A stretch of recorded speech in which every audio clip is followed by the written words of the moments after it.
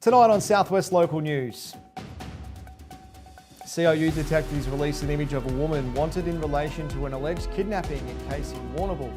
A pilot and passenger escaped uninjured after an incident at the Apollo Bay airfield yesterday afternoon.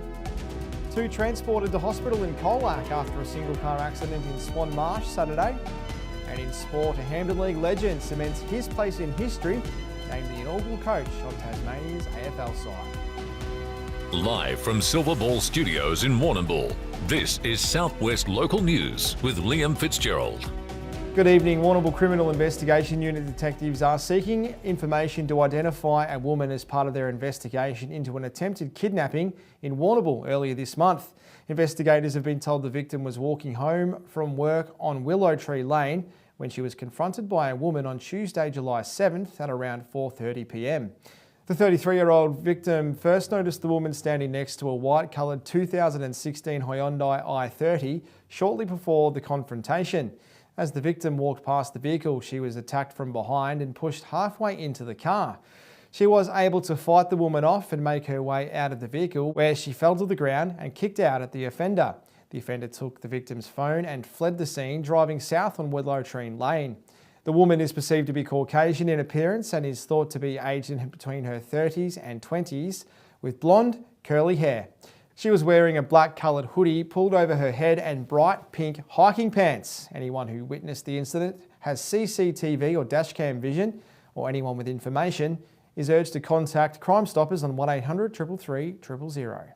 Two people have escaped uninjured after an incident at Apollo Bay Airport on Sunday. Emergency services responded to a call of an aircraft that had left the runway after landing just before 4 p.m.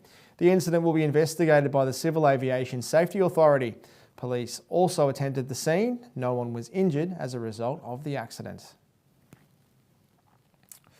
Two people have been taken to hospital after a single vehicle accident at Swan Marsh on Saturday afternoon. Emergency services were called to the Princess Highway at Swan Marsh just after 5 p.m.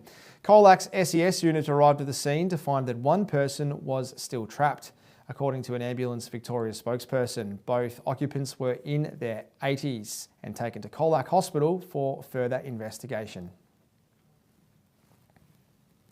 Emergency services attended a gas leak in Cobden this morning. The CFA was called to a severed gas line just after 8:30 on Smith Street. Firefighters kept the area safe while waiting for the gas company to attend the incident. Two houses on either side of the leak and one house behind were evacuated as a precaution. To the north of the region, despite an improved scorecard, Southern Grampian Shire Council remains below the state average in key areas of the Community Satisfaction Survey. The overall satisfaction rating for the Shire jumped 7 points to 51, but was still well short of the state average of 58. Satisfaction with works on sealed local roads went from 36 to 44, with a state average of 54. One area of the Southern Grampians did equal the state average. This was customer service with a score of 68. Councillor Jane Manning congratulated the customer service team on its efforts.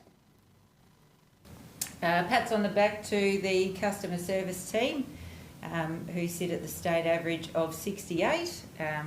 And I note that this increase was during a particularly challenging time for the community. We had the aftermath of the Grampians fires, drought, and the introduction of the Emergency Services Volunteers Fund, and a lot of people were contacting council during stressful times. So I think this increase really reflects the care that council staff put into their communications with the community, which is fantastic.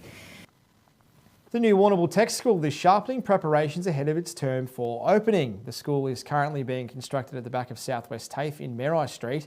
The school this week announced the number of key staff members, including STEM technicians and educators. Plans are in place to have the 26 partner schools visit the tech school in its first 6 months of operation. A community open day will be held in September. Multiculturalism continues to thrive in Warrnambool, with the Warrnambool Nepalese Community Group in a strong position.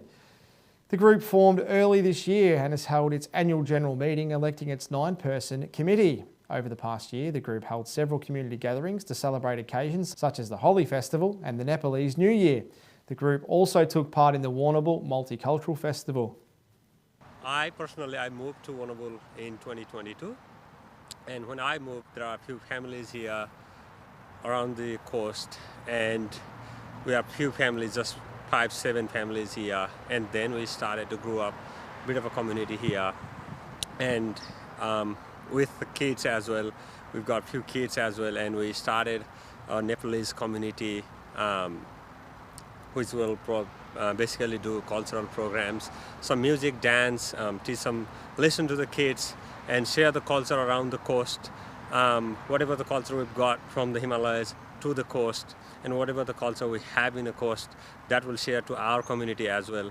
And then we started to build a little community here, and that is growing up very fast nowadays. A lot of new Nepalese community families are coming to Warrnambool side, southwest side, and we are basically trying to build better community and trying to settle them up. We've been here for like few years now, and all the new people coming in here, we're trying to settle them up, trying to teach them like how Warrnambool is and how coast is. That is the basic idea of forming a community, and it is going on since then. And do you have a base anywhere, or like a club rooms or anywhere like that? Not permanently, but we are trying to get some of it, and we are continuously coordinating with local communities around here and local bowls club. And every time when we have cultural program or music or dance or whatever the program we're doing, we're trying to coordinate with them and trying to get hire a hall sometimes. And sometimes, even in an open space, we did few festivals, and during the Holi festival in Lake Petrov as well, at the open place. So everyone is welcome in open place, as well as coordinating with the community halls. This is basically a Nepalese community forming, not just to get Nepalese family only, to get Nepalese culture for everyone. It is very welcoming community, and we are trying to get in a mix of both cultural, in between coastal area, Australian culture with our Nepalese culture, food. Let's come, gather together, let's share each other. Funding is being sought for a major infrastructure project in Warrnambool's west. Warrnambool City Council is lobbying the state government for funding for a lighting project upgrade at Davidson Oval. The funding source is the local Sports Infrastructure Fund, Community Sports Lighting Stream. Plans have been developed for modern energy-efficient LED lights to improve the quality, safety and usability of the Oval. Members of the public are asked to complete a survey to provide feedback on the need for lights at the Oval. Victoria Police is celebrating half a century since the introduction of roadside breath testing. When the testing began in 1976, the road toll for that year was 938 deaths. In the ensuing 50 years, that has dropped to 291 in 2025, which represents just 12% of that 1976 number. Inspector Sarah Carmichael said 1976 was certainly a different time. Community was pretty relaxed, standards were pretty relaxed, lifestyles were really, really different. We were obviously the first state in Australia to introduce random breath testing. That's a really proud, I think, accomplishment for Victoria. Alcohol and drugs and driving do not mix, ever. Hear, hear. Finally, Warrnambool's Rust and Relics event has been hailed a success, with crowds flocking to the Warrnambool Showgrounds on Saturday for a family day out celebrating all things cars and bikes. The event, delivered with the support of the Rotary Club of Warrnambool, featured a boot swap, a show and shine, a kids area with prizes up for grabs, food and drinks on offer throughout the day. Car and bike enthusiasts turned out in force for the show and shine, with trophies and prizes awarded for the best car, best bike and best overall in show. The Rum Runners Adventure Club praised the Rotary Club of Warrnambool and the event sponsors and vendors, saying their support was what made the day possible. Perfect weather for the occasion as well. That's all in general news. Local sport is next before a look at the 3-day forecast. This is Southwest Local News. Back soon.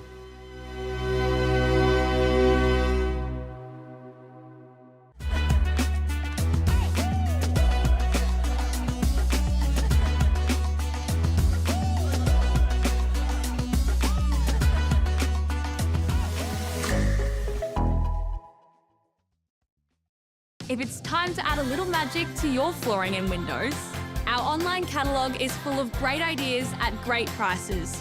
There's magic in a Solomon's floor. Yes, Grace, and there's magic in a Solomon's store. We use the Ridley team, make a phone call, I get high quality advice. We tend to have 6 weekly visits from the team where we do a full farm walk and herd health check. They check in on production and the feeding rate. It's something I don't have to worry too much about because I'm always comfortable that they will have it under control. The feed that comes out of Ridley's fully confident every day of the year that it's high quality grain or pellets. At ASAP Local Plumbing, we know that when it comes to your home or business, you need a team that gets the job done right the first time. From expert hot water system installations to full septic tank and drainage solutions, we handle the heavy lifting so you don't have to. We're your go-to, trusted professionals for water quality and filtration. Get in touch today to book a quote or visit our website. ASAP Local Plumbing, your local plumbing experts. B&B Furniture Plus now stock a range of adjustable beds. They have mobility aids to help you live your life to the fullest and lift chairs for the best in comfort. B&B Furniture Plus is locally owned at 203 Lava Street, Warrnambool. Tonight's sport is proudly brought to you by Nutrient Ag Solutions, Warrnambool and Timboon. Getting the most out of your farm. Contact the team today. Welcome back as we turn our attention to some local sports news now. Former Hampden League star Ken Hinkley has been appointed coach of the Tasmanian AFL team. Hinkley coached Camperdown to premierships in 1999 and 2000 and also coached Mortlake. After a successful playing career with Fitzroy and Geelong, Hinkley coached Port Adelaide from 2013 to 2025 and has signed a 5-year deal with the Devils. Speaking at his press conference, Hinkley says he's excited about the journey to the side's debut in 2028. Well, it's a huge moment for me. It's a, obviously to be the first coach of a new football club, and particularly in Tasmania where it's a footy proud state. It's just a significant moment, and not just for me, it's for my whole family. We love the idea of being Tasmanians and getting this state into AFL football and dominating like we should. This is a football passion state. So we get complete buy-in straight away. Well done, Ken. The battle of the Hampden League netball giants turned out to be a one-sided affair on Saturday. South Warrnambool and Koroit clashed at Vic Park in the match of the season so far, but a blistering first quarter from the Roosters quickly killed the game as a contest. The visitors led 18-9 at quarter time and 32-19 at half time. They kept growing their lead in the last quarter, running out winners 58 goals to 36. The win has the Roosters now 2 games clear of the Saints at the top of the ladder. Turning our attention to footy, there was movement at the bottom half of the Hampden League senior footy ladder on Saturday. Cobden won its 3rd game of the season when it defeated the Hamilton Kangaroos by 39 points. Camperdown caused the upset of the round when it defeated Warrnambool by 50 points, while 6th place South Warrnambool had a narrow 1-goal victory over the Koroit Saints at Vic Park. There was some good news for the top 2 teams, with North Warrnambool Eagles too good for Portland and Terang Mortlake beating Port Fairy. The Hampden League president Shane Truffle says the results prove the competition is in a strong position.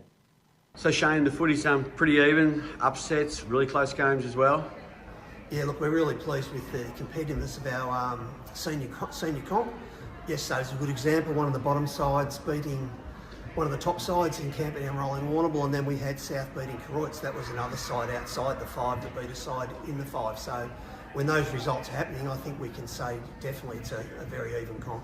And then teams in the bottom half of the ladder seem to be getting some real momentum for the rest of the year, haven't they?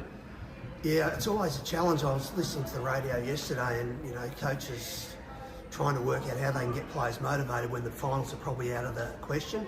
But the good thing about our Hampden League clubs, they're extremely proud, and I don't think they ever throw the towel in. They'll keep fighting right to the last game. So no game's an easy stroll in the park these days in the Hampden League. Certainly getting towards the pointy end of the season now. Old Collegians now sit inside the top 5 of the Warrnambool and District Senior Football ladder. On Saturday, the Warriors defeated Mirabel by 40 points, and in the process, sending the Tigers back to 6th. South Rovers fell to 7th after a big loss to Allansford, while Naranda firmed up a top 3 spot with a win over the Timboon Demons. In the other game, Russells Creek were big winners over Panmure, with Sam Kelly booting 6 majors. And that's all in sport. It was a cold start to the week today with Warrnambool reaching a top of 13. I'll have the full forecast for you after the break.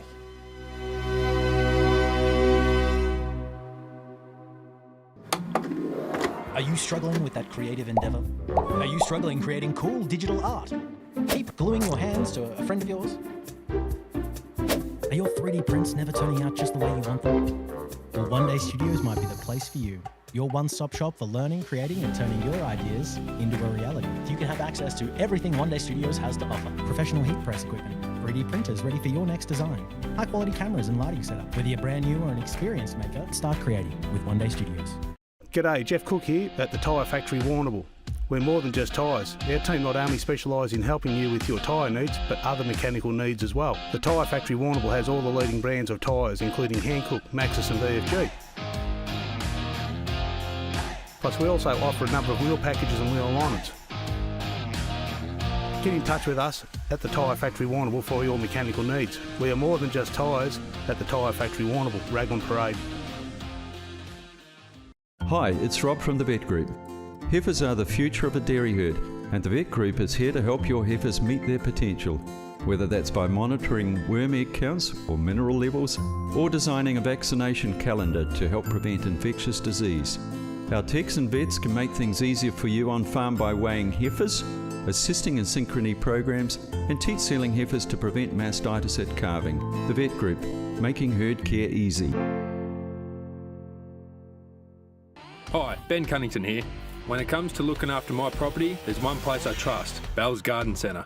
They stock ride-on mowers from Ferris, Ariens and Country Clipper, plus small power equipment from Victor, Super Swift, Echo, Shin-Daiwa and Greenworks. With over 60 years combined servicing experience, they'll keep your gear running right. And it's not just machinery. Bells have everything for your garden, from giftware and pots to bird baths and concrete features. They even deliver anywhere across the southwest. So if you want the best for your yard, head to Bell's Garden Centre. They've got you covered. Tonight's weather report is proudly brought to you by Anchor Point Retirement Village. New homes are being built now. Book a tour today. Welcome back. There are some showers forecast this week with temperatures averaging around 15 degrees at all centres across the region. Over to Port Fairy, expect a cool, partly cloudy day tomorrow with light northerly winds, reaching a top of 16 after a morning low of 6 degrees. Clouds will build throughout Wednesday with a slight chance of a late evening shower, top of 15 with an overnight low of 8. Rain moves in during the afternoon on Thursday with a brisk wind, dropping to a minimum of 7 and a top of 14 degrees. Inland to Mortlake, morning fog clears to a sunny afternoon tomorrow, reaching 15 after a frosty start, down to 4 overnight tonight. Overcast conditions take over on Wednesday with breezy northerly winds picking up, ranging from a low of 6 degrees to a top of 14. And we can expect some steady showers on Thursday with gusty winds developed by a late afternoon and temperatures between 6 degrees and a top of 13. Over to the Corangamite-Colac region, a chilly start tomorrow at 5 degrees leads into a mostly clear day with a light breeze and a maximum of 14 degrees. Cloud cover increases steadily throughout Wednesday arvo, keeping conditions cool with a low of 6 degrees and a top of 14. Rainy and windy conditions arrive by midday on Thursday, bringing a minimum of 8 and an afternoon high of 13 degrees. Down along the coast, mostly cloudy with a mild coastal breeze. Tomorrow reaching a top of 15 after an overnight low of 9. Gusty northerly winds push in heavy cloud cover on Wednesday, ranging from a low of 10 degrees to a maximum of 15 degrees. Squally coastal showers and strong winds make for a wet day on Thursday, sitting between 10 and 14 degrees. Back to Warrnambool, early fog patches clear, leaving a quiet, partly cloudy afternoon tomorrow with a low of 5 and a top of 15. Mostly overcast on Wednesday with a slight shower chance. Late, hovering between a minimum of 7 and a top of 15 degrees. And for Thursday, showers roll in during the afternoon with cool, gusty winds, a low of 7 degrees and a high of 14. That's it from your Southwest Local News team for your Monday night. Thank you very much for joining us. If you missed any of the bulletin, you can watch it back on demand shortly on Facebook or on southwestlocalnews.com.au. Until Wednesday night, have a great Tuesday and good night.